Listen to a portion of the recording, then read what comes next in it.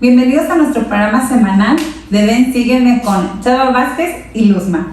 En esta semana analizaremos la sección de Doctrina y Convenios 12 y 13 que corresponde a la semana del 8 al 14 de febrero. ¿El Día de la Amor y la Amistad? Oye, no me acordaba, no tengo regalo.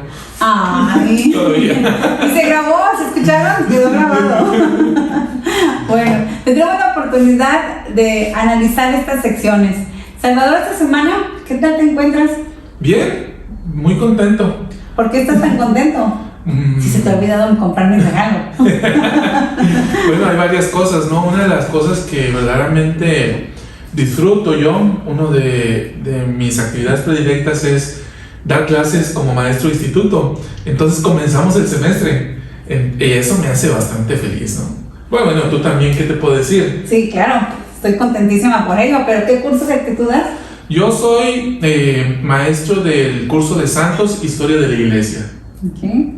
Yo tengo la oportunidad de compartir con los jóvenes edificando un matrimonio y la verdad es que esta felicidad y juventud que nos llenan los jóvenes permite que podamos tener una buena actitud, ¿no? No, bueno, yo me imagino qué buena clase y qué buena oportunidad para los muchachos recibir este tipo de clase, porque vas enseñando la doctrina y también vas dando muchas herramientas que tú misma das en las terapias con matrimonios que tienes, ¿no? Sí, así es. Pregúntenle a mis jóvenes para que vean cómo van aprendiendo. Y aparte de lo que mencionas de este curso, también en tu curso de Santos creo que tienen la oportunidad los jóvenes de aprender en cuanto al contexto histórico, ¿no? Sí, el libro de Santos vino a traer mucha información histórica adicional y empatarla mucho con Doctrina y Convenios, y eso me encanta, analizar Doctrina y Convenios en su justa dimensión histórica, y eso es precisamente lo que hago o me gusta hacer como maestro de este curso, de analizar la doctrina, sí, muy importante, y analizar lo que está sucediendo alrededor de la revelación. Bueno, incluso, Salvador, nos han preguntado acerca de qué fuentes obtenemos la información que compartimos. Bueno, ya como maestro de instituto, el curso de Santos, incluso de Doctrina y Convenios, pues yo ya llevo varios años, ¿no? Entonces, en este curso he recopilado algunas fuentes que para mí son valiosas y son mis tesoros. Tú lo has visto que aquí en casa nadie me toca mis libros, ¿no? Entonces, te voy a mostrar una serie de libros que tú bien puedes encontrar en Desert Book o en otros medios, incluso en Amazon. Puedes conseguirlos y pedirlos. Mira, ¿dónde quieres que empiece? ¿Con los oficiales o con los no oficiales? Ok, empezamos con los oficiales, ¿te parece bien? Los oficiales, ok, mira, este libro es el libro de Elementos de Historia de la Iglesia. Es un libro de historia de la iglesia que era de mi abuelito. Entonces, eso no tiene pasta. Por eso no tiene pasta, pero aquí viene el nombre. Entonces fue una de las primeras ediciones históricas contemporáneas de la iglesia, ¿sí? Entonces está publicado por la iglesia. ¿Cómo se llama, perdón? Elementos de Historia de la Iglesia. Ya no lo vas a encontrar, ¿sí? A lo mejor usado, no sé, si lo buscas, si tienes suerte. Si tienen un abuelito también, busquen y pidan. El otro, es una joya. Revelaciones en contexto, lo tienes en tu aplicación, no tienes que comprarlo, y aquí vas a ver, y es mucho de lo que manejamos aquí, mucha del contexto histórico que está sucediendo alrededor de las revelaciones que están en Doctrina y Convenios. Entonces, este libro es una joya. Y es el que mencionan en Ven, Sígueme, de uso individual y familiar. Sí. Entonces, es Revelaciones en contexto, y como dice Salvador, está en la aplicación, solo con nuestro celular podemos tenerlo. Entonces, también tenemos este libro de enseñanzas de los presidentes de la iglesia, José Smith. Este se llevó en la década pasada, hace 2 décadas, ¿no? Uh-huh. Aquí analizamos en la Sociedad de Socorro y en el sacerdocio, y contiene mucho contexto histórico muy valioso, ¿no? Entonces, esta es una gran fuente oficial.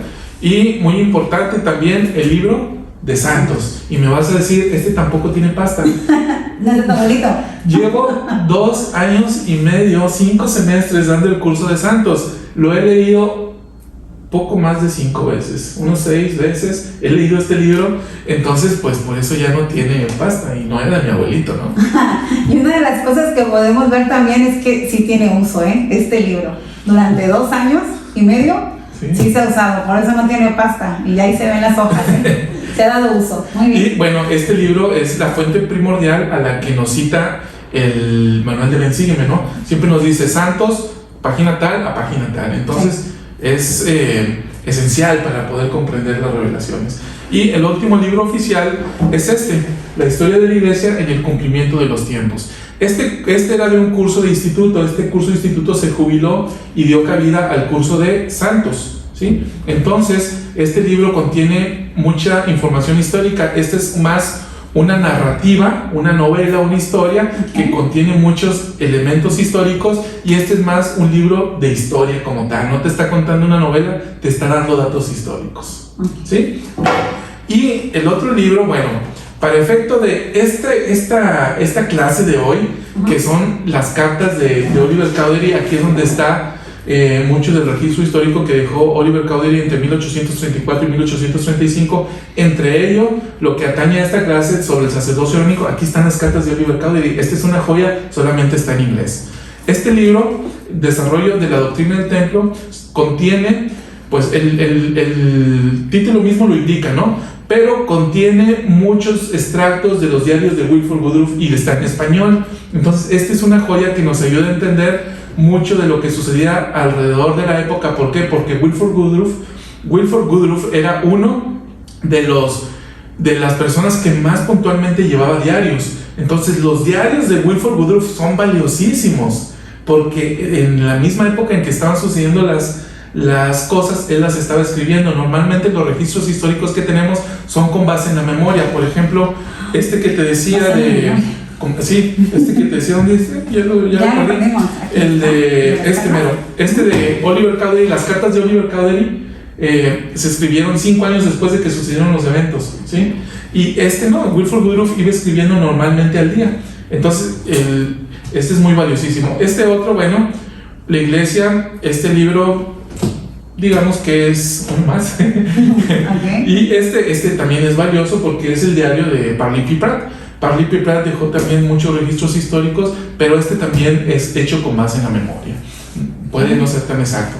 Y este es una joya que citan mucho los historiadores de la iglesia. Es Joseph Smith Brooks Stone Rolling, y es verdaderamente una joya este libro. Desafortunadamente nada más está en inglés, entonces hay que hacer un esfuerzo. Y esta es una de las fuentes primarias de la iglesia. También nada más está en inglés. Es la historia de José Smith por su madre Lucy Mack Smith. Y esta es una de las fuentes primarias de santos. Y también es una verdadera joya. Ahora, la parte más importante es el proyecto de los Joseph Smith Papers. Joseph Smith Papers. Bueno, este es un proyecto que la iglesia inició ya hace algunos años. ¿Y qué fin tiene? Es recabar todas las documentos, manuscritos, cartas, libros de registros, todas las joyas históricas de la iglesia, las digitalizaron, las subieron a una plataforma y así se llama, Joseph Smith Papers. Aquí en los comentarios te voy a dejar la liga para que accedas, y entonces ahí entras y tú puedes ver los documentos originales, la letra de José Smith, la letra de Oliver Cowdery, la letra de William Clayton, uno de los secretarios de José. Entonces tú ves los documentos originales de primera mano en tu propia computadora, en tu propio teléfono inteligente. Entonces tú puedes verlos de primera mano y están en inglés, ojo, pero hoy en día Google te traduce. Si tu inglés no es tan bueno, le das ahí arriba, traducir, y vámonos. Haces lo mejor que puede, no te lo traduce fidedignamente, pero lo suficiente para poder entender. Iniciaremos analizando la sección de Doctrina y Convenios 12, donde podremos hablar acerca de la revelación que dio José Smith a Joseph Knight. Joseph Knight era un hombre terrateniente que poseía muchas tierras, un molino y algunas máquinas para hilar, donde podía dar trabajo a muchas personas. Incluso en el otoño de 1826 es cuando José Smith llega a estas granjas a pedir trabajo y empieza a tener una relación con este hombre Joseph Knight. Incluso el hijo de Joseph Knight mencionó que su padre había dicho que José Smith había sido el mejor trabajador que había contratado en toda su vida. ¡Qué gran personalidad de José! A los 20 años podemos ver cómo un jovencito puede mostrar su responsabilidad incluso en su área laboral. Sabemos mucho de la personalidad también que José Smith había tenido en casa con su familia, pero podemos ver cómo esta personalidad de José incluso llegaba hasta su trabajo. Gracias a esta personalidad de José Smith, dio la oportunidad de que Joseph Knight y su familia pudieran escucharle, pudieran tener la oportunidad de ver lo que José Smith les comentaba y les compartía. Joseph Knight, hijo, relata acerca de lo que José compartió con él y con su padre de la primera visión, la aparición del ángel Moroni y las planchas de oro, donde el ángel Moroni le muestra a él acerca de las planchas de oro y le dice que debe de seguir las instrucciones y que a medida que él siga las instrucciones podrá obtenerlas en sus manos. De esta manera, la familia Knight demuestra ser qué tan amigables fueron ellos con José. Incluso en el año de 1827, cuando José Smith recibe el Urim y Tumim y se le son mostradas las planchas de oro, es cuando Joseph Knight padre está en la casa de los Smith y él también escucha por primera vez, o es una de las primeras personas que escucha acerca de del Urim y Tumim y las planchas. Es así cuando José en un momento pues se acerca con Joseph Knight y lo hace hacia un lado y él les dice que el Urim y Tumim es una cosa maravillosa, que mediante ella podría recibir grandes revelaciones y que podría ver grandes cosas. Es así como continúa la relación entre esta familia, los Knight y los Smith, y gracias a ello es como ellos empiezan a fortalecer a José Smith y su familia. Incluso es cuando empieza la traducción del Libro de Mormón en la casa de los Smith. Ellos, los Knight, vivían aproximadamente como a 50 kilómetros de distancia hacia el norte y pues bueno, mediante ello, aún a pesar de la distancia, ellos pudieron recibir o dar más que nada una gran ayuda a José. Incluso José relata de la siguiente manera cómo fue que ellos recibieron esta ayuda. Con mucha amabilidad y consideración nos trajo cierta cantidad de provisiones, a fin de que no nos viéramos interrumpidos en la obra de traducción. Es así, de esta manera, como Joseph Knight y su familia empiezan a apoyar a José en la traducción del Libro de Mormón. Entonces, es cuando también, en esta época, José necesita $50. Y es ahí cuando, bueno, Joseph Knight sabe acerca de esto, y pues bueno, era parte que necesitaba José para poder pagar su casa. Es así cuando entonces el hijo de Joseph Knight vende su casa y su territorio y da la oportunidad y manda con un carruaje y un caballo a José el apoyo que él necesitaba. Es así como todos los Smith podemos ver que fortalecieron la obra del Señor. Y ahí, en este tiempo, es cuando en 1829 Joseph Knight padre le pregunta a José, ¿qué debo de hacer para poder fortalecer y apoyar en la obra del Señor? Y es aquí cuando empezamos a tener la oportunidad de poder analizar en la sección de Doctrina y Convenios 12. Me gustaría incluso que pudiéramos leer el versículo 1, nos dice esto: una obra grande y maravillosa está a punto de aparecer entre los hijos de los hombres. Este versículo me encanta, porque este versículo para mí habla de esperanza, de cómo algo está a punto de aparecer, y es una obra grande y maravillosa. De esta manera lo describe el profeta José Smith, y lo da a conocer el Señor a estos hombres. Y digo a estos hombres porque lo hemos analizado y lo hemos visto en las secciones anteriores, como también se lo dijo a Oliver Cowdery, a Hyrum Smith, y en la sección 4 incluso pudimos ver cómo también se le dice al padre del profeta, a Joseph Smith. Entonces este versículo se repite con cada uno de estos hombres, y es un versículo que para mí en lo personal me encanta al poder ver que se ha repetido en 4 ocasiones a diferentes hombres, porque está a punto de aparecer, y a mí en lo personal pues me da esta esperanza. En el versículo 2 nos dice: he aquí, yo soy Dios, escucha mi palabra que es viva y poderosa, más cortante que una espada de 2 filos, que penetra hasta partir las coyunturas y los tuétanos. Por consiguiente, presta atención a mi palabra. Vemos cómo en esta ocasión el Señor le dice a Joseph Knight acerca de que escuche su palabra. Le da las características de cómo son sus palabras, que es viva, que es poderosa y que es cortante. Pero antes de terminar este versículo, el Señor le vuelve a decir: presta atención a mi palabra. Entonces podemos ver cómo de esta manera se puede describir acerca de cómo es la palabra del Señor y que Él manda que podamos escucharla. De tal manera, en esta misma sección podemos ver cómo más adelante, incluso en el versículo 5, le dice: por consiguiente, si me pides, recibiréis. Llama y se te abrirá. Versículos 6 y 7 le dice: ahora que ya has pedido, he aquí, te digo, guarda mis mandamientos y procura sacar a la luz y establecer la causa de Sión. He aquí, te hablo a ti y también a todos aquellos que tienen deseos de hacer salir a luz y establecer esta obra. Podemos ver cómo aquí el Señor le menciona a Joseph Knight acerca de que si él iba a pedir, iba a recibir.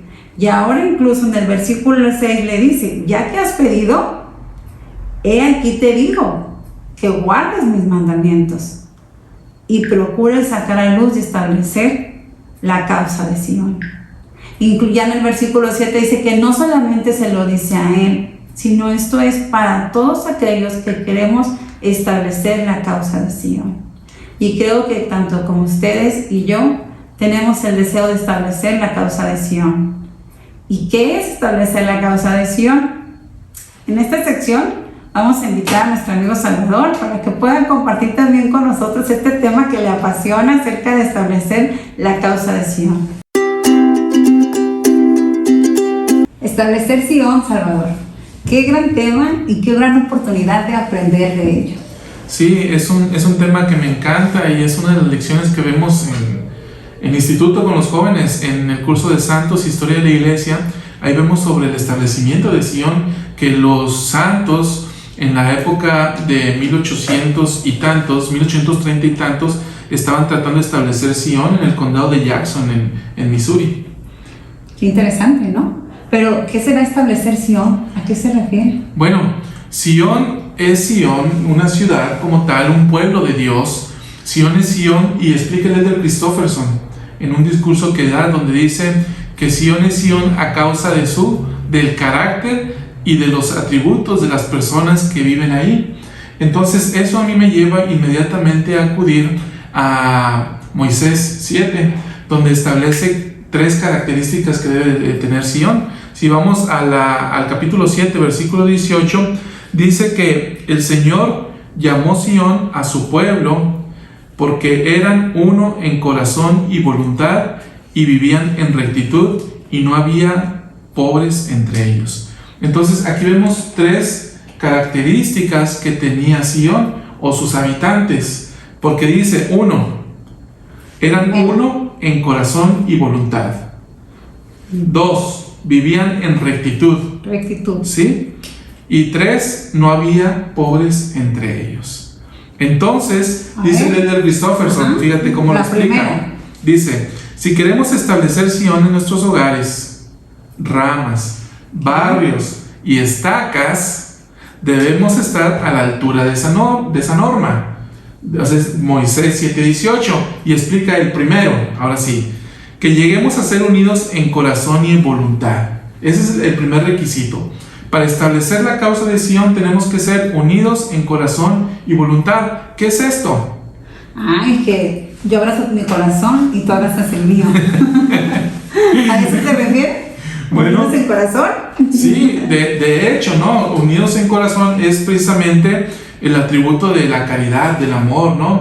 Que tengamos una sola voluntad, es decir, que todos estemos dispuestos a servir al Señor, que todos estemos dispuestos a adorarle, que todos tengamos el mismo propósito, ¿sí? Entonces somos unidos en corazón y en voluntad cuando todos deseamos establecer el reino de Dios, cuando todos deseamos obedecer sus mandamientos, cuando todos deseamos hacer lo bueno, ¿sí? Entonces ese es el primer requisito. El segundo requisito, dice el Elder Christofferson. El primer requisito, entonces todos están unidos en el mismo deseo y con el mismo corazón. Ajá. O sea, en la misma voluntad. Exacto. Mismo propósito.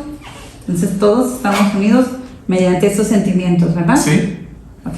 Segundo. Entonces, y todos esos es en la perspectiva del Señor, ¿no? Sí, claro. Bien, ahora, el segundo. ¿Cuál es el segundo? Dice Leslie Christopherson, de acuerdo con Moisés 7:18, que individual y colectivamente lleguemos a ser un pueblo santo. Un pueblo santo, porque dice en el mismo libro de Moisés, dice, porque Sión es los puros de corazón. Entonces, un pueblo santo es un pueblo puro, es un pueblo recto, es un pueblo que obedece los mandamientos. Entonces, para establecer la causa de Sión en nuestros hogares, en nuestros barrios y en nuestras estacas, ¿qué tenemos que hacer?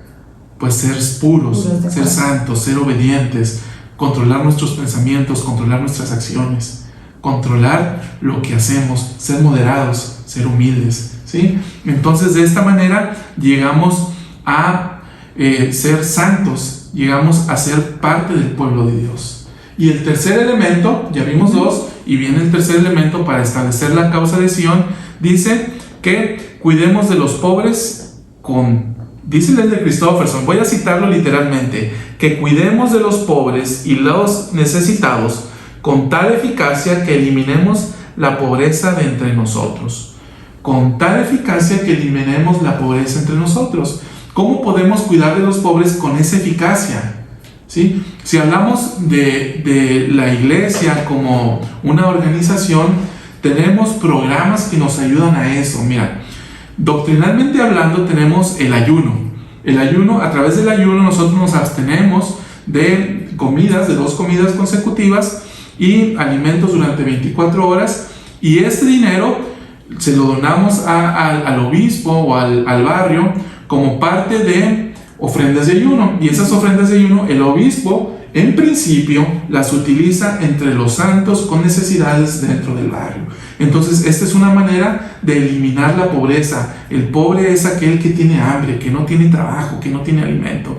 Entonces así vamos eliminando la pobreza, pero esta no es la solución, ¿sí? Este es un remedio para quitar el síntoma, ¿sí?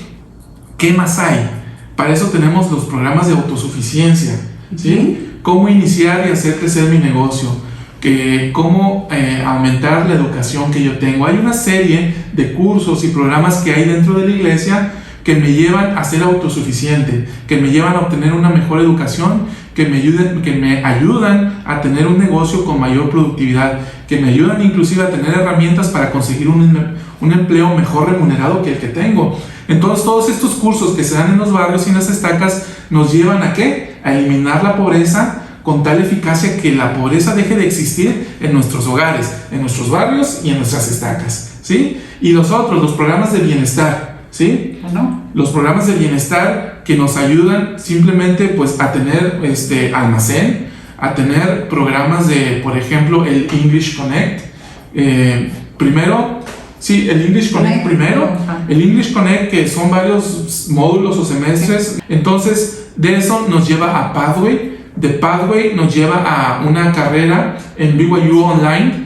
Entonces todos estos programas están creados para que nosotros los santos eliminemos la pobreza de entre nosotros. Entonces vemos que la iglesia tiene toda esta serie de cosas. Incluso hoy en día está muy en boga y lo vemos en las redes sociales, que hay programas de diseño gráfico, hay programas para hacer crecer tu negocio online, hay programas para diseñar tu propia página web, y la iglesia los anuncia y los patrocina a través de sus plataformas, en Twitter, en Facebook. Entonces en estas plataformas vemos que los anuncian. ¿Qué finalidad tienen? Eliminar la pobreza de entre los santos. ¿Para qué? Para establecer la causa de Sión, para que no haya pobreza entre los santos. Sí, claro. Y una de las cosas que me has hecho ahorita también reflexionar, ahorita que mencionabas los programas de bienestar y por qué he tenido la oportunidad de poder dar estos cursos cerca para fortalecer la familia, para fortalecer el hogar, también eliminamos esta pobreza que a veces nos viene de las emociones, ¿no? Entonces el Señor también nos da estas herramientas para poder eliminar esta pobreza. Por ejemplo, tú como psicóloga profesional que ves pacientes en terapia, ves pobreza de emociones, ¿no? Sí, claro. Dime algo que tú ves normalmente. Algo muy común ahorita que tenemos la ansiedad y la depresión. Por el encerramiento. Sí, también por esta pandemia que estamos viviendo. Incluso por personas que pueden llegar a caer en depresión porque pierden el trabajo. Sí, claro, tenemos esto.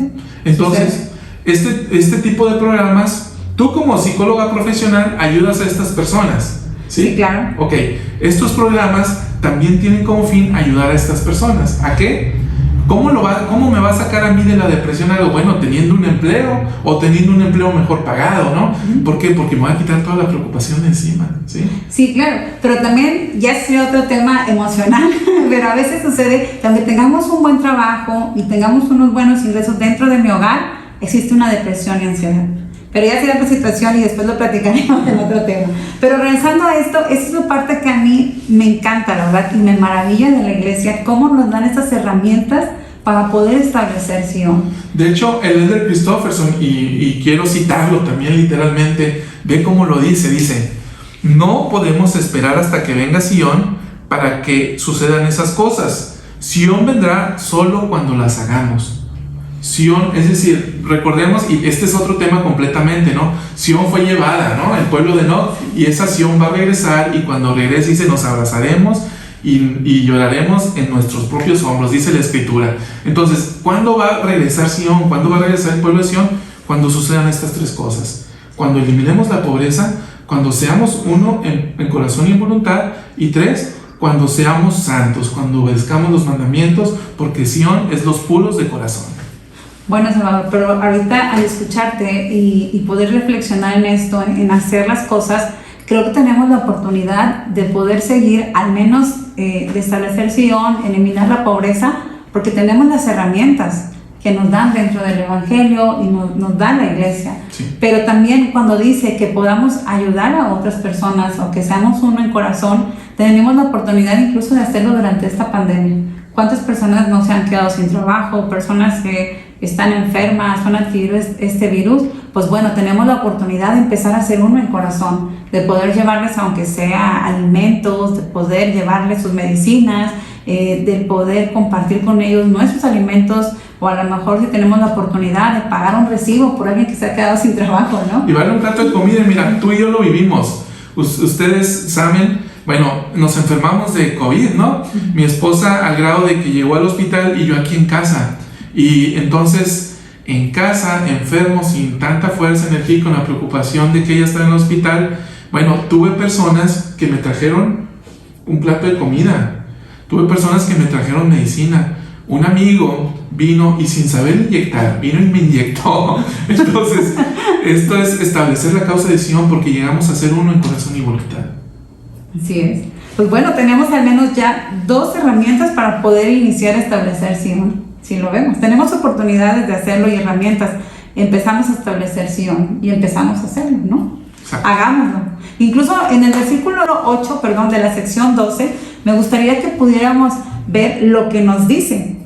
Dice así: y nadie puede ayudar en ella a establecer la obra. Nadie puede ayudar en ella a menos que sea humilde y lleno de amor, y tenga fe, esperanza y caridad, y sea moderado en todas las cosas, cualesquiera que le fueran confiadas.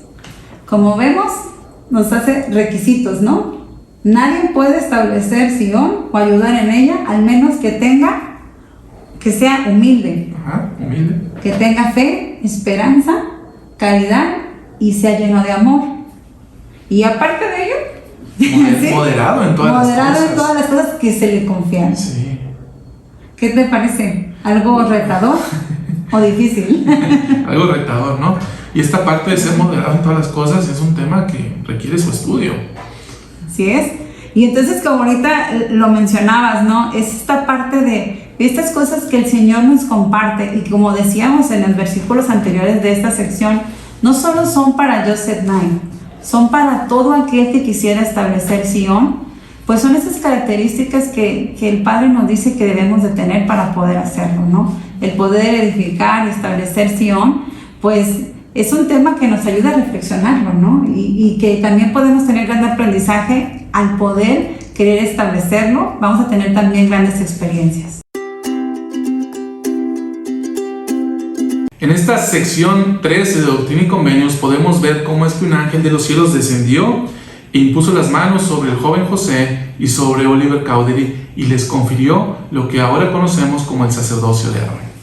Le confirió la autoridad y les confirió unas llaves para poder ejercerlo. Pero antes de profundizar en ese tema, vamos a tratar de entender qué es lo que estaba sucediendo a su alrededor. Entre las personas de la época, y seguramente entre ellos dos, había un debate público. Este debate público era: ¿quién tiene la autoridad para predicar? ¿Quién tiene la autoridad para bautizar? ¿Y quién tiene la autoridad para dirigir una iglesia? ¿Y de dónde la obtenían esa autoridad? Entonces, una de las cosas que sucedía en esa época, uno de los fenómenos, es que inicialmente el Estado respaldaba a las iglesias.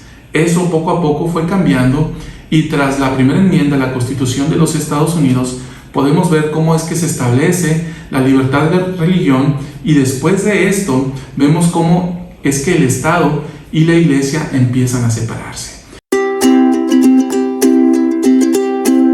Otro elemento que debemos de tomar en cuenta para efecto de poder comprender cómo es que fue posible que se organizara la iglesia de Jesucristo y que las personas aceptaran la autoridad que ostentaron José y Oliver en el día mismo en que se organizó la iglesia, es que sucedió un fenómeno dentro de la sociedad americana de esa época. ¿Y qué fue? El propio McBride, el maestro de la Universidad de Brigham Young, Christopher Jones, explican que ocurrió un fenómeno que ellos llaman como la democratización del cristianismo americano.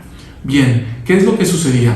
Que antes las personas que tenían acceso a dirigir las iglesias era porque habían estudiado para eso, se habían licenciado y habían obtenido estudios superiores para efecto de formar parte de un clero. Sin embargo, esto cambió. Esto cambió porque las personas, a través de la lectura y de la comprensión de la Biblia, entonces fueron comprendiendo que esto no era necesario, sino que el solo llamado de Dios era el elemento necesario para poder salir a predicar y poder llamar a las personas al arrepentimiento, incluso para poder bautizar. Entonces, tenemos aquí un cambio de ideas, una revolución de ideas en la que pasamos de un formalismo teológico formal, donde las personas van y estudian teología en escuelas especialmente para ellos, frente a un llamado por Dios, donde las personas acuden a Dios y sienten el llamado de Él para poder salir y predicar, para poder salir y establecer su iglesia. Entonces, este choque, este cambio de ideas, este cambio de culturas, posibilitó que José Smith, o más bien que las personas pudieran aceptar la posibilidad de que alguien fuera llamado por Dios. Ya que hemos analizado estos dos aspectos, y yo te quiero decir que si quieres profundizar en cuanto a ello y tratar de comprender más el aspecto social e histórico de la época, vayas y consultes directamente ese podcast. La verdad es que está muy bueno, de Stephen McBride, y te lo voy a dejar aquí en los comentarios para que tú puedas consultarlo de primera mano, escucharlo o leerlo. Bien, ya que te he dicho esto, te voy a hablar un poquito sobre las cuestiones históricas en cuanto a los registros. Para la época de 1829, desafortunadamente no había registros puntuales. José no llevaba un diario, no llevaban registros en cuanto a las fechas, los lugares. De hecho, por eso, esta es una de las razones por la que no sabemos exactamente cuándo se restauró el sacerdocio a Melquisedec. Sin embargo, la fecha que sí tenemos es la del sacerdocio arónico, que es la que ahorita nos interesa. Hacia 1832, José Smith comenzó una primera historia, un primer relato, y fue aquí donde escribió alrededor de 7 páginas, que las escribió durante varios días seguidos, y luego se tomó un descanso de 10 meses. Entonces, el relato es muy corto, y sin embargo, José ahí dijo que iba a registrar y se iba a llevar una historia sobre la vez que el ángel descendió y les había otorgado, dice, el santo sacerdocio. Entonces, esto sucede en 1832, ya no se habló más del asunto, y fue hasta 1834 que aparentemente lo toman. De hecho, José, hay unas declaraciones de José donde él más o menos se está lamentando por el hecho de no llevar registros tan puntuales, y él dice que si se tuvieran, pudieran ser muy valiosos doctrinalmente hablando para los santos. Entonces es como una llamada para él y para los 12 y para los que estaban involucrados en la obra de registro y en la obra de establecer la iglesia. Entonces, hacia esa época, Oliver Cowdery escribe una serie de 7 cartas. En la primera de ellas, que se escribió el 7 de septiembre de 1834, dirigida a William W. Phelps, entonces es que él hace un relato histórico detallado, florido, narrativo. Parece que se está dirigiendo tanto a los santos como a los que no eran parte de la iglesia, para poder relatarles y platicarles lo que estaba sucediendo. Entonces, ese relato, esa carta dirigida a William W. Phelps en septiembre de 1834, posteriormente se publicó en lo que entonces era el periódico de la iglesia, que se llamaba LDS Messenger and Advocate. Esto se publicó en la edición de octubre de 1834.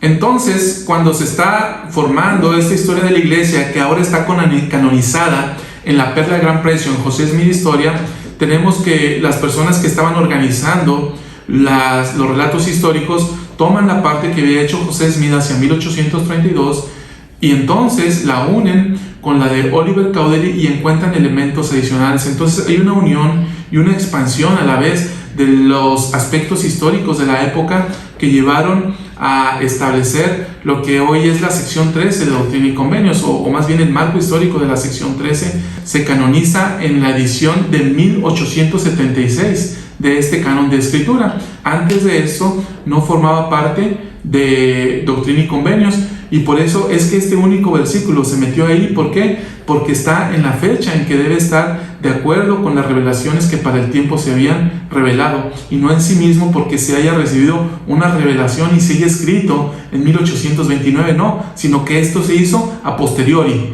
Con base en la memoria de José y Oliver, se hace una unión de textos, se establece el registro histórico, y cuando se establece lo que hoy está en José Smith Historia, entonces ya se tiene completo y finalmente se canoniza hasta 1876. Un aspecto adicional que bien vale la pena mencionar es la terminología de lo que ahora conocemos como el sacerdocio de Aarón. Cuando nosotros hablamos de sacerdocio arónico, rápidamente nuestras mentes se remiten a los jovencitos, a los diáconos, repartiendo la Santa Cena, al maestro preparando la Santa Cena, al presbítero bendiciendo la Santa Cena, al presbítero bautizando. Sin embargo, en esa época no era como lo es para nosotros hoy en día. ¿Y por qué te digo esto? Bien, te decía que en el primer relato que José Smith escribió de su propia mano en 1832, habló del santo sacerdocio. La primera referencia que se hace en las escrituras a un sacerdocio de Aarón o arónico está en la sección 84 de Doctrina y Convenios.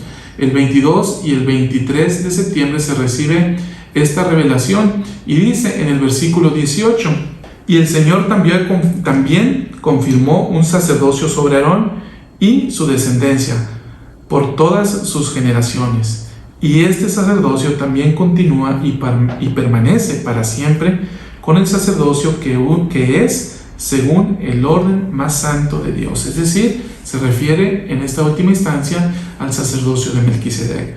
Y luego leemos en el versículo 26 que dice: y continuó el sacerdocio menor, que tiene la llave del ministerio de ángeles y el evangelio preparatorio. Versículo 27, el cual es el evangelio de arrepentimiento y de bautismo y la remisión de pecados. Entonces se va aclarando la parte doctrinal de este sacerdocio, este santo sacerdocio, como inicialmente se describe, y seguramente José se estaba refiriendo a ambos sacerdocios. Entonces en esta revelación habla de un sacerdocio arónico. Sin embargo, ya unos 5 años después de que se recibió, se confirió este sacerdocio, se restauró sobre la tierra, en 1834 se recibe una revelación que es mucho más explícita y está en lo que hoy conocemos como la sección 107 de Doctrina y Convenios. En esta sección, la sección 107 de Doctrina y Convenios, que se recibió en abril de 1835, se hace una aclaración doctrinal muy puntual sobre la existencia de los dos sacerdocios, y dice en el versículo 1, En la iglesia hay dos sacerdocios, a saber, uno dice el de Melquisedec y el arónico, que incluye el levítico. Entonces aquí habla de sacerdocio de Melquisedec y también el sacerdocio arónico o el sacerdocio de Aarón. Este es el santo sacerdocio, o estos dos órdenes del sacerdocio es a los que se refería José Smith al referir en el relato de 1832, que en delante hablaría sobre este santo sacerdocio que se había recibido en los márgenes del río Susquehanna. Visto lo anterior, ahora resta decir o analizar cuáles fueron los factores que influyeron en que José y Oliver recibieran esta revelación. Bueno, primero habíamos comentado hace un momento que este aspecto de la autoridad o este tema de la autoridad entre quienes se ostentaban sacerdotes y entre quienes dirigían las iglesias era un problema social, porque dice José Smith, había personas diciendo he aquí y otras diciendo heme aquí, y todas proclamaban tener la verdad. Entonces, este era el contexto histórico. Recordemos que en esta época, lo que conocimos como el segundo gran despertar, ya vamos hacia el final de este segundo gran despertar, que finalizó por ahí de la década de los 30. Entonces, las personas concebían a la autoridad como algo importante para poder dirigir una iglesia, para poder dirigir una autoridad. Y entonces, esta serie de cosas, hay documentos históricos y publicaciones en periódicos que hablan y que escriben sobre cuestiones sociales que tienen que ver con la autoridad de los que predicaban. Entonces, este es un problema y seguramente esto estaba en la mente de Oliver y José. Ahora, lo más importante que permeó en ellos y que influyó en ellos para que fueran a el bosque a orar, fue que ellos estaban llevando a cabo el proceso de traducción del Libro de Mormón. Recordemos que narra José Smith en José Smith Historia que Oliver llegó el 5 de abril de 1829. Luego, el 7 de abril comienzan ellos la obra y el proceso de traducción del Libro de Mormón. El elder Suárez, en la Conferencia General del Bicentenario, enseña muy claramente que el proceso de traducción del Libro de Mormón no fue tanto una traducción, porque la traducción implica conocer un idioma y conocer el otro y llevarlo de un idioma y ponerlo en el otro, y que José Smith no conocía uno de los idiomas. Entonces, propiamente, dice el elder Suárez, no era un proceso de traducción, sino que dice lo que conocemos como el proceso de traducción era más bien un proceso de revelación. Bien, entonces partimos de la base de que en este proceso de revelación empiezan a expandirse la mente, empieza a expandirse y empiezan a creer o a crear preguntas en cuanto a la autoridad y la necesidad de bautizarse. Cuando ellos, dice Oliver en el relato que está ahí en José Smith Historia, dice que cuando estaban traduciendo Tercer Nefi, capítulo 11, cuando Jesucristo visita a las personas en el continente americano y les enseña acerca del bautismo, surgen en ellos dos preguntas. Uno, ¿tenemos necesidad de bautizarnos? Y dos, ¿quién tiene la autoridad para bautizar? Con eso en mente, ellos van a una arboleda cercana a la cabaña donde vivían José y Emma, y que era donde se estaba llevando a cabo el proceso de traducción. Se alejan unos metros de ahí en una arboleda, empiezan a orar y empiezan a preguntarle al Señor. Entonces José lo escribe así en la propia historia que está publicada en la Perla de Gran Precio. En José Smith Historia, versículo 68, dice que él y Oliver, mientras estaban llevando a cabo el proceso de traducción, dice, fueron al bosque, o fuimos al bosque, ¿para qué? Y escribe, para preguntar al Señor acerca del bautismo para la remisión de los pecados, del cual vimos que se hablaba en la traducción de las planchas. Mientras en esto nos hallábamos, orando e implorando al Señor, descendió un mensajero del cielo, de una nube de luz, y habiendo puesto sus manos sobre nosotros, nos ordenó. Y así es como lo describe José. Ahora vamos a ver cómo es que lo relata Oliver Cowdery. Una vez que hicieron esto, que fueron al bosque a orar, como narra José, Oliver lo describe de esta manera. Dice: la voz del Redentor nos habló paz, y se partió el velo, y un ángel de Dios descendió revestido de gloria y dejó el anhelado mensaje y las llaves del evangelio de arrepentimiento. ¡Qué gozo! ¡Qué admiración! ¡Qué asombro! Mientras el mundo se hacía pedazos confundido, mientras millones buscaban palpando la pared como ciegos, y mientras todos los hombres se basaban en la incertidumbre como masa general, nuestros ojos vieron, nuestros oídos oyeron, como en el fulgor del día, sí, más aún, mayor que el resplandor del sol de mayo, que en esos momentos bañaba con su brillo la faz de la naturaleza. Entonces su voz, aunque apacible, penetró hasta el centro, y sus palabras: soy vuestro consiervo, desvaneció todo temor. Escuchamos, contemplamos, admiramos. Esa era la voz de un ángel de la gloria, un mensaje del Altísimo. Y al oír, nos llenamos de gozo mientras su amor encendía nuestras almas, y fuimos envueltos en la visión del Omnipotente. Entonces, hermanos, aquí vemos cómo es que Oliver describe muy floridamente lo que sucedió. Y es muy puntual, y me encanta lo que él dice, porque hace una referencia que José no hace, porque él dice que lo primero que escucharon fue la voz del Señor. Entonces, antes de que se les confiriera el sacerdocio de Aarón, ellos escucharon la voz del Señor. Luego apareció un ángel, y este ángel les llama mis consiervos. Y me encanta esta parte. Tanto José como Oliver hacen referencia a esto cuando dicen que este ángel les dijo mis consiervos, porque consiervo significa personas que sirven a un mismo Señor. Entonces ese Juan el Bautista que se apareció, este ser resucitado, quien bautizó a Jesucristo y de quien dijo: no soy digno de atar las correas de su calzado. Entonces ese mismo Juan les llama a José y a Oliver consiervos, es decir, tanto ustedes como yo servimos al mismo Señor, al Señor Jesucristo. Ya que hemos visto todo lo anterior, ahora sí vamos de lleno al contenido doctrinal de este versículo 1 de la sección 13. Y este versículo dice lo siguiente: sobre vosotros, mis consiervos, en el nombre del Mesías, confiero el sacerdocio de Aarón, el cual tiene las llaves del ministerio de ángeles y del evangelio de arrepentimiento y del bautismo por inmersión para la remisión de pecados. Y este sacerdocio nunca más será quitado de la tierra, hasta que los hijos de Leví de nuevo ofrezcan al Señor un sacrificio en rectitud.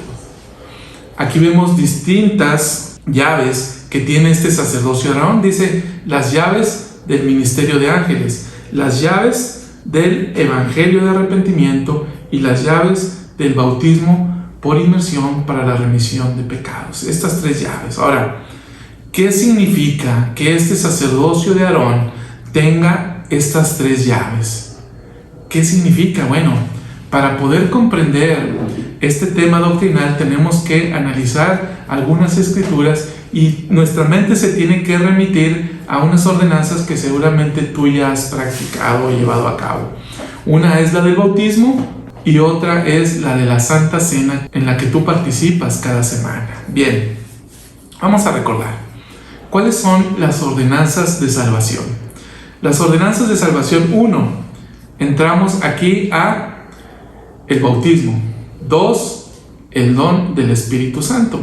3. El sacerdocio para los hombres. El 4. La investidura en el santo templo del Señor. Y 5. La ordenanza del santo sacerdocio o el matrimonio eterno. Bien, entonces estas 5 ordenanzas son las ordenanzas de salvación. Nos vamos a ir a la primera: bautismo. De acuerdo con los artículos de fe, los primeros principios y ordenanzas del Evangelio son fe en el Señor Jesucristo. Segundo dice arrepentimiento. Entonces dice tercero, bautismo por inmersión para la remisión de pecados. Y cuarto, don del Espíritu Santo. Entonces estos 2 primeros principios preceden al bautismo. Entonces, ¿cómo puedo acceder yo al bautismo? La respuesta es a través de la fe y del arrepentimiento. ¿Qué posee este sacerdocio? Dijimos que posee las llaves, dice la Escritura, del Evangelio de arrepentimiento. Es decir, que este sacerdocio de Aarón posee estas llaves para poder acceder al Evangelio de arrepentimiento.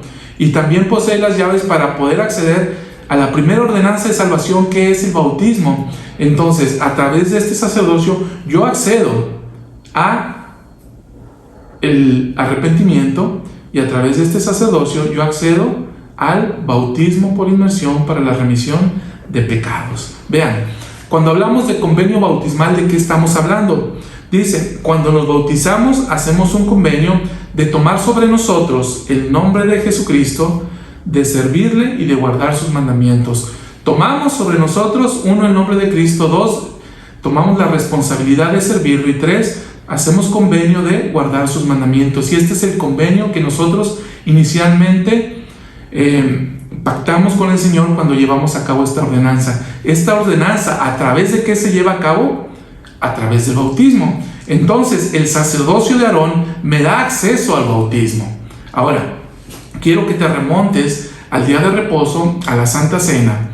Cuando nosotros tomamos la Santa Cena, de acuerdo con la sección 20 de Doctrina y Convenios, en el versículo 77, vemos que al participar del pan, nosotros atestiguamos que deseamos tomar sobre nosotros el nombre de Jesucristo, y a recordarle siempre y a guardar sus mandamientos. Es decir, básicamente hacemos los convenios que hacemos al bautizarnos, solo que en la Santa Cena lo hacemos a través de una renovación, y dice el presidente Nelson que de hecho este es un convenio.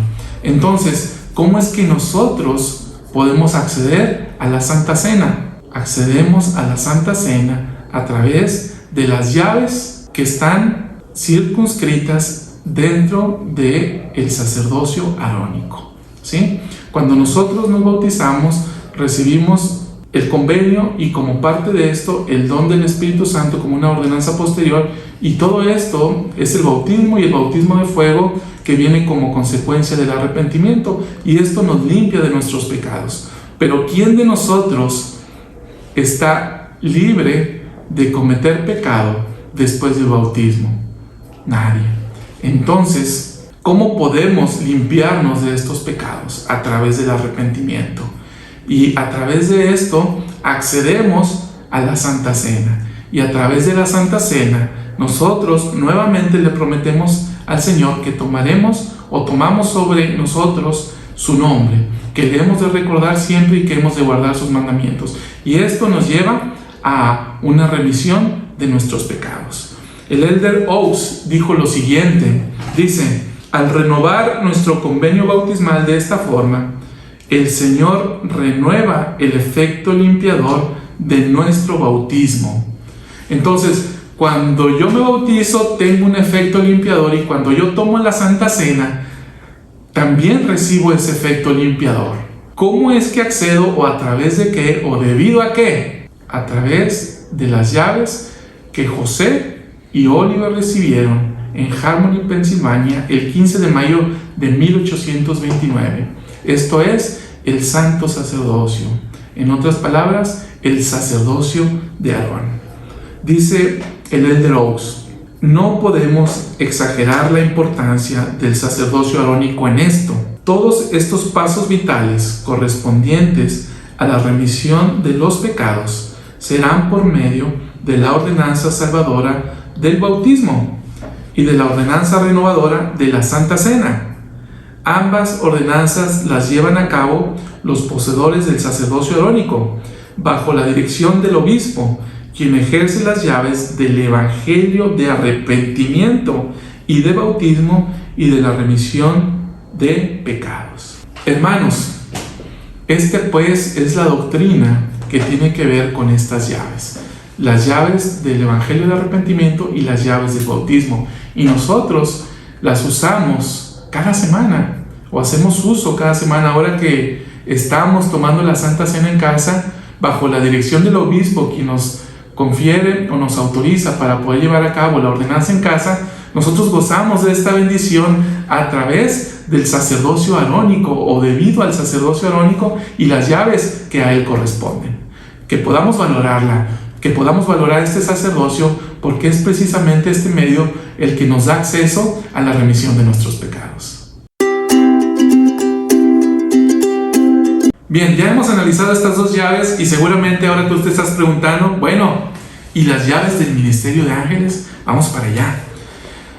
¿Qué son las llaves del ministerio de ángeles? Bien, vamos a tratar de entender esto a partir de que nosotros después del bautismo recibimos el don del Espíritu Santo.